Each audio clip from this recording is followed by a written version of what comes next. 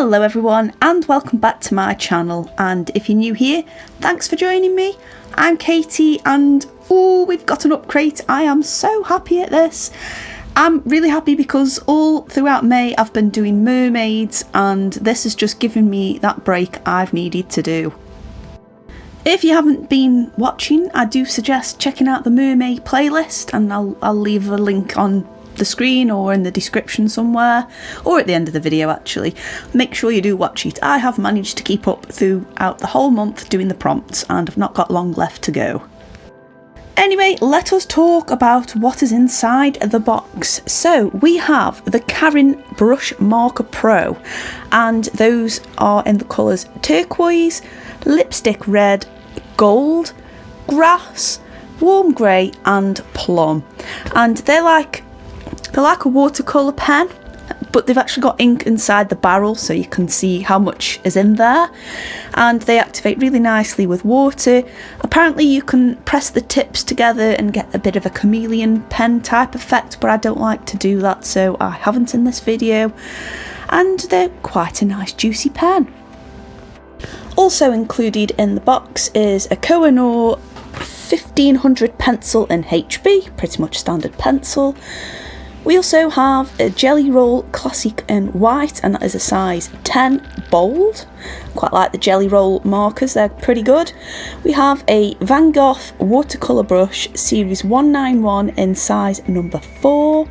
We have a good old Pigma Micron, and that is a size 03.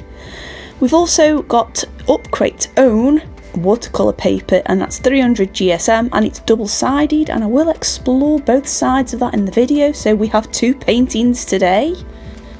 And finally we have a little gimmick, and we have a little wood pin, and mine says UPCRATE Art Crew on it, and I think that's quite a nice little touch. This month's featured artist is Yolanda Oliveira. I'm sorry if I've said that wrong. You would have seen me flash the card up at the start of the screen, so make sure you check her out on social media. For the swatches on screen, I just did a few scribbles and different line strokes. I wanted to see how water would affect these and whether there was much ghosting.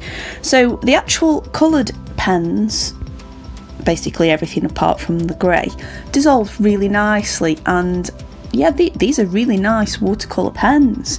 However, the grey didn't want to activate at all. Nothing, didn't want to do it. I had to check on several occasions to see if this was any different to the other ones, but nope, no it wasn't. However, as you can see on screen now, those colours, they just wanted, as soon as you added water to them, they just wanted to go for it, and I was pretty happy with it. Paper's quite nice as well. I thought it was nice watercolour paper. So after doing the swatches, I had a bit of an idea, because I really liked how when I mixed the colours and the bottom part of the swatch sheet and tipped the paper and all the colours sort of ran, I liked that. And with this month's prompt being Rainbow Mood, I thought, right, let's do some rainbows, yeah?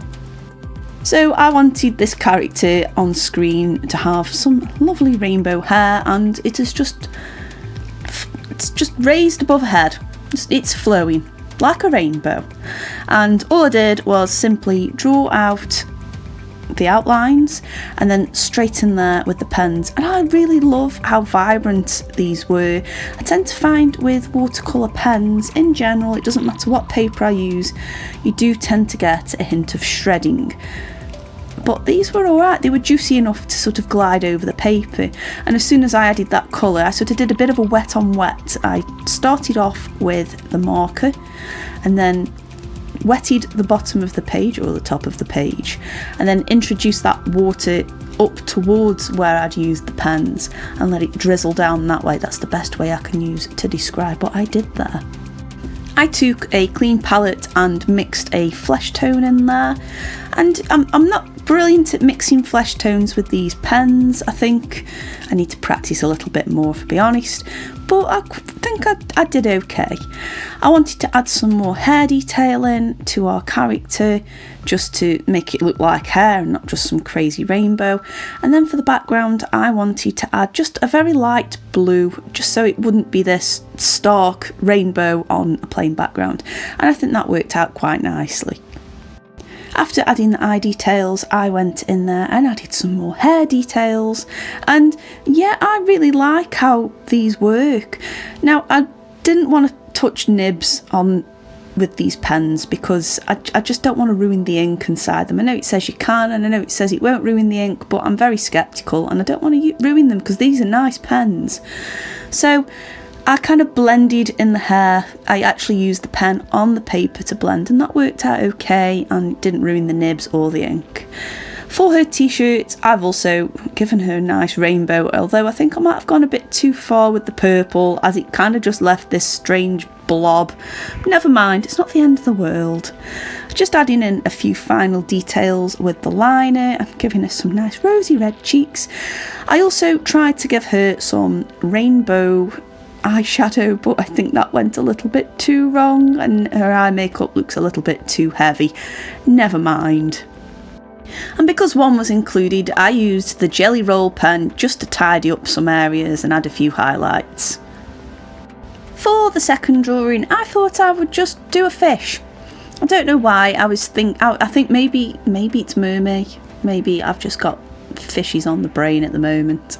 But I thought a fish would be nice, and I used the not so textured side. So for the first picture, I used the textured side of the paper, and on this side, I went and used the smooth, because in the UPCRATE leaflet it did say it was double-sided and had benefits of using either side, so I wanted to put that to the test. So I've just added the scale details, very simple outline, and I'm going in there with that grey pen that just doesn't want to blend with the water. However, I did find a way of getting it to just blend ever so slightly, and that was to apply the water first and blot the pen down, and that seemed to work a little bit better. However, once that ink's down, it wasn't going to budge, so maybe that's just what's going on in the ink and it's part of the solution there. I don't know, it just wouldn't work.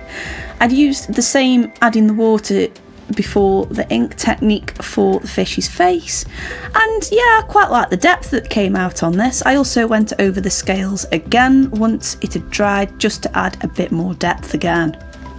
For the background, I thought I would have a nice contrast of all the colours, and I quite like how this turned out. So you've got this very grey detailed fish, and then this rather abstract rainbowy type background, and I think that worked out quite nice and it activated beautifully.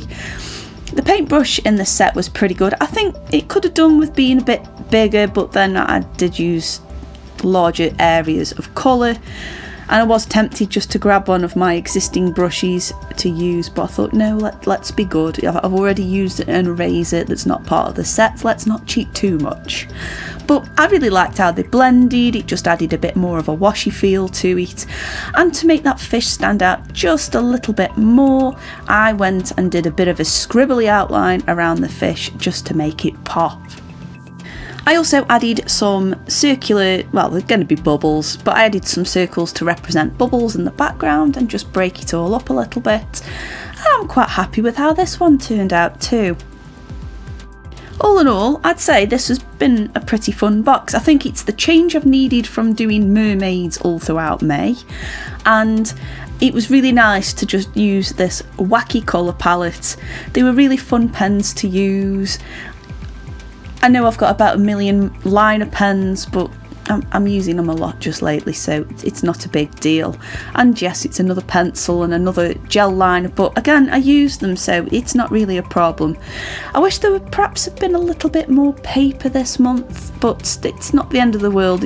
3 sheets are better than just 2. But all in all, I enjoyed this box.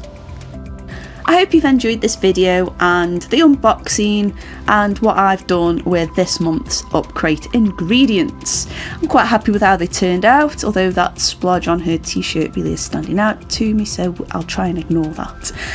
Anyway, if you have enjoyed it, don't forget to hit like. If you're new here, why not hit subscribe, and don't forget to turn on the notifications so you can see the unboxings every month and see it first. And I just want to say a massive thank you for watching, and I'll see you soon. Bye.